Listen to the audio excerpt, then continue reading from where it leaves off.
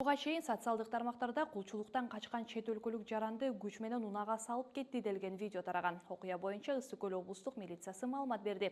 Текшерүүнүн жүрүшүндө видеодогу жаран аныкталган. Ал Ысык Көл районунун Чолпон Ата шаарынын 1991-жылы туулган тургуну болгон. Өз көрсөтмөсүндө Бангладеш Республикасынын жараны ушул жылдын 14-декабрь күнү Чолпон Ата шаарында жайгашкан ашканасына жумушка орношуп, анын үйүндө жашап, иштеп жүргөнүн билдирген.